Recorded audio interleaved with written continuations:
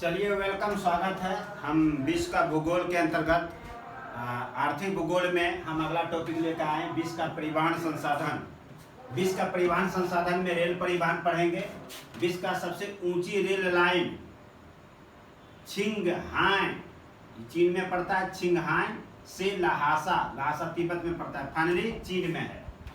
विश्व का सबसे ऊंची रेलवे लाइन कहाँ है? चीन में है। ठीक है। विश्व का सबसे बड़ा station grand central terminal New York city में है।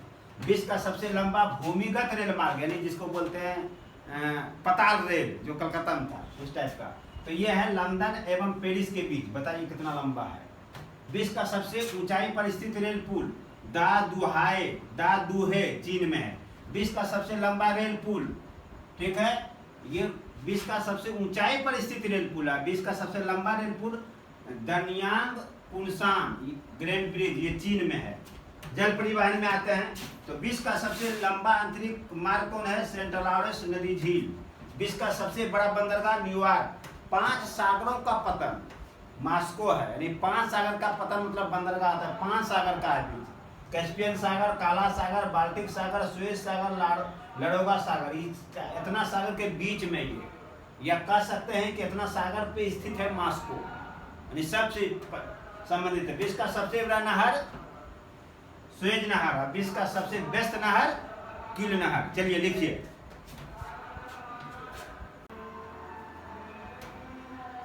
चलिए हम आगे आते हैं, नहर में देखते हैं। नहर सुएज नहर निर्माण 1869 ईस्वी में, राष्ट्रीयकरण 1956 में, देश मिस्र।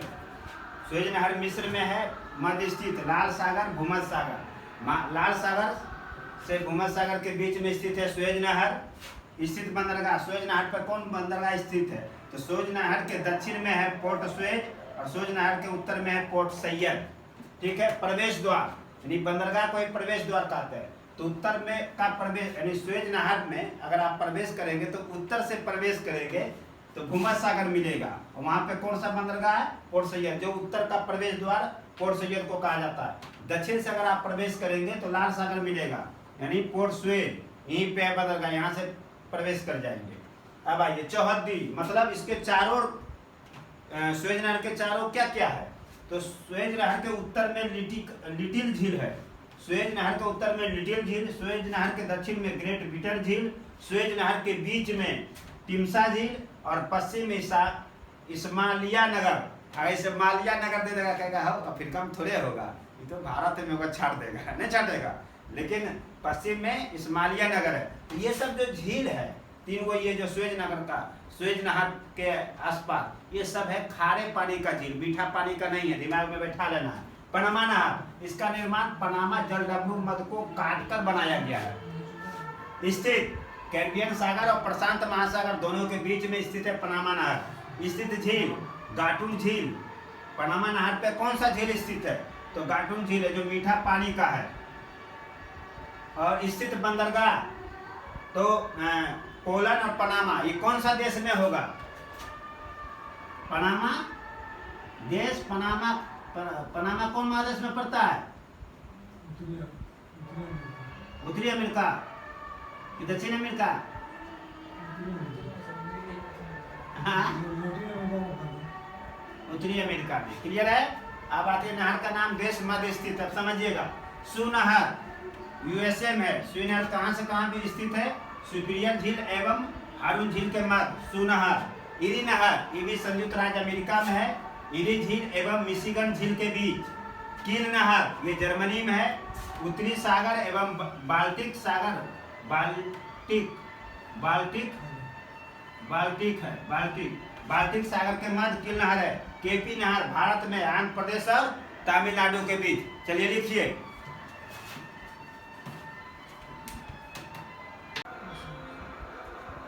चलिए अब हम विश्व का कृषि देखते हैं।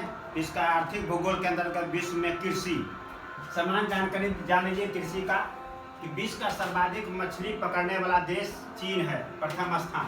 दूसरा स्थान जापान है। विश्व में सर्वाधिक मछली पकड़ने वाला देश चीन है, प्रथम स्थान चीन का है और दूसरा स्थान जापान है। ठीक है। दक्षिण अमेरिका में मछली पकड़ने वाला देश कौन है? दक्षिण अमेरिका में पेरू है, पेरू भी दक्षिण अमेरिका का मछली पकड़ने वाला देश कहा जाता है पेरू को। विश्व का सर्वाधिक प्राकृतिक रबर उत्पादक देश कौन है? थाईलैंड है। विश्व का अन्न भंडार या रोटी का डलिया, विश्व का अन्न भंडार या रोटी का डलिया किसको कहा जाता है? यूक्रेन को। यूरोप महादेश में यूक्रेन है। फ्रांस, फ्रांस को किसानों का देश कहा जाता है, समुद्रों की रानी कहा जाता है। और फ्रांस यूरोप महादेश का एक ऐसा देश है जो खाद्यान्न उत्पादन में क्या है? आत्मनिर्भर है, यूरोप महादेश का। अगला अर्जेंटीना, विश्व का सबसे बड़ा मांस निर्यातक देश है। विश्व का सबसे बड़ा मांस निर्यातक देश कौन है? अर्जेंटीना है। अगला भारत, विश्व का सबसे बड़ा गैर बासमती चावल निर्यातक है। विश्व का सबसे बड़ा गैर बासमती चावल निर्यातक देश कौन है? भारत हो गया। गैर बासमती यानी बासमती चावल नहीं, अगर गैर बासमती चावल याद रखना है। अब आइए कृषिगत फसल का उत्पादन प्रथम एवं भारत का स्थान विश्व में। प्रथम कौन है फसल में और भारत का स्थान क्रम साथ याद रखिएगा। जैसे फसल का नाम लेते हैं अंतर्गत, पहला कुल अनाज में प्रथम स्थान है विश्व में चीन का, भारत का स्थान है कुल अनाज में तीसरा है। दलहन में भारत प्रथम है, दूध में भी भारत प्रथम है, मांस में प्रथम स्थान है चीन का और भारत का स्थान है पांचवा। सब्जियां में प्रथम स्थान है चीन का, भारत का स्थान है दूसरा। फल में प्रथम स्थान है चीन का, भारत का स्थान है दूसरा। अब आते हैं इधर सातवां में, चावल में प्रथम स्थान है चीन का, भारत का स्थान है दूसरा। गेहूं में प्रथम स्थान है चीन का, भारत का स्थान है दूसरा। मक्का में प्रथम स्थान है यूएसए का, गन्ना में प्रथम स्थान है ब्राजील का, भारत का स्थान है दूसरा। चाय में प्रथम स्थान है चीन का, भारत का स्थान है दूसरा। कॉफी या कॉफी को ही कहवा कहते हैं, कॉफी या कहवा में प्रथम स्थान है ब्राजील का, भारत का स्थान है आठवां। आ गया ये सोयाबीन में, सोयाबीन में प्रथम स्थान है ब्राजील का, भारत का स्थान है पांचवा। कपास में प्रथम स्थान भारत का है विश्व में। जूट का उत्पादन में प्रथम स्थान भारत का है। नारियल का उत्पादन में इंडोनेशिया प्रथम स्थान, भारत है तीसरा। मसाले, चाहे लौंग हो चाहे इलायची हो, गरम मसाला जो कहते हैं, मसाला मतलब यूरिया नहीं समझना, गरम मसाला दालचीनी जो मटन चिकन में डालते हो वो मसाला की बात कर रहा है। लौंग, जीरा, इलायची ये सब जो है सब मसाला के श्रेणी में आता है। तो मसाले में प्रथम स्थान है भारत का। प्राकृतिक रबर में प्रथम स्थान है थाईलैंड का, भारत का स्थान है पांचवा। तो ये था आपका आर्थिक भूगोल का कृषि। अगर आप इतना पढ़ लेंगे, इतना रिवीजन कर लेंगे, रट लेंगे, नहीं छूटेगा, गारंटी के साथ नहीं छूटेगा, सब बन जाएगा। चलिए लिखिए, चलिए अब आगे देखते हैं विश्व का आर्थिक भूगोल में विश्व का देशों की मुद्रा। कुछ महत्वपूर्ण मुद्रा है, इसको जान लीजिए। कभी कभी चलते चलते गलत हो जाएगा एक दो क्वेश्चन।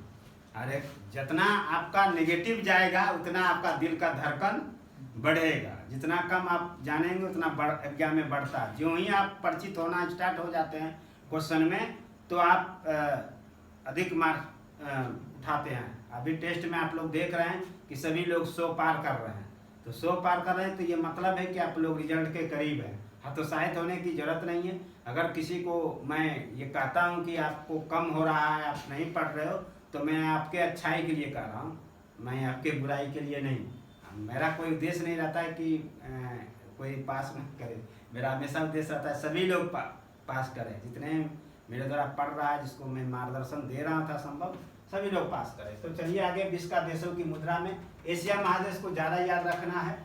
भारत का देखिए रुपया, नेपाल का रुपया, पाकिस्तान का रुपया, श्रीलंका का रुपया, लेकिन इंडोनेशिया का रुपया, इंडोनेशिया का रुपया और मालदीव का रुपया, दोनों में ये अंतर है।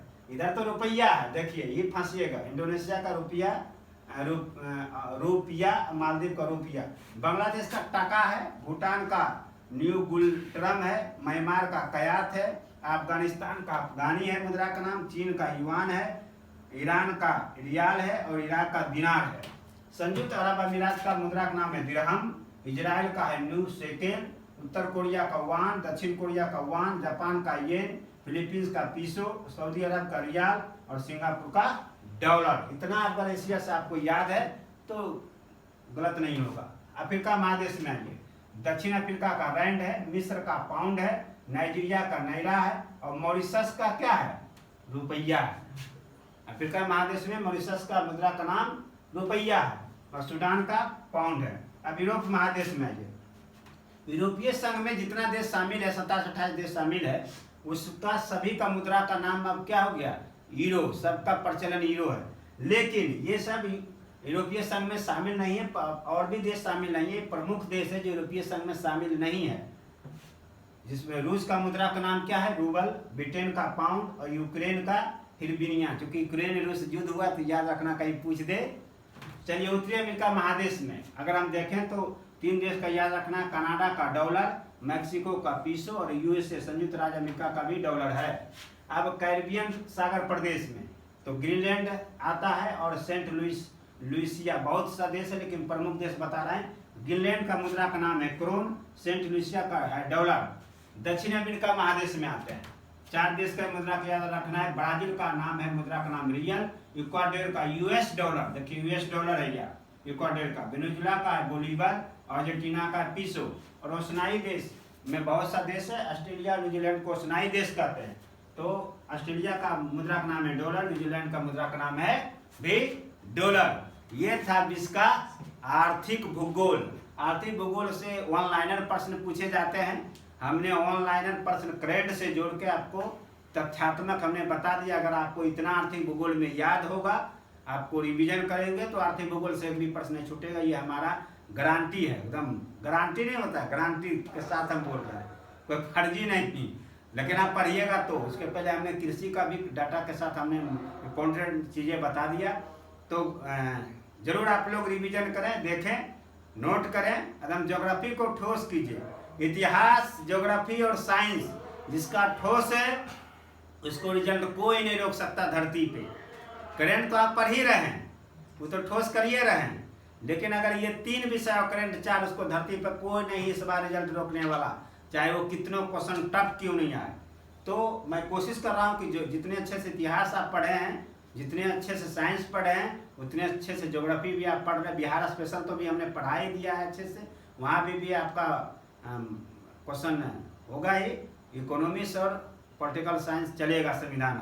चलिए तब तक के लिए बहुत बहुत धन्यवाद, थैंक यू। अगले क्लास में इंतजार कीजिए। अगले क्लास में विश्व का भूगोल में हम 2 चीज़ और बताने जा रहे हैं। एक विश्व का राजनीतिक भूगोल, एक विश्व का प्रादेशिक भूगोल। यानी महादेश के कुछ प्राकृतिक चीज़ें जो है मुख्य बता देंगे, आपका क्वेश्चन गलत नहीं होगा। राजनीतिक और प्रादेशिक भूगोल अगर हम बता देते हैं तो आपका क्वेश्चन गलत होने नहीं जा रहा। यानी 2 क्लास और आपका लेंगे हम, आपका सारा चीज़ संपूर्ण हो जाएगा भूगोल में। फिर आप पूरे एकदम तोप लेके जाइएगा, और अस्तूरा से लेकर तोप तक, चाहे छोटा पूछे तो भी तैयार, बड़ा पूछे तो भी तैयार। चलिए थैंक यू सो मच, मिलते हैं अगले क्लास में।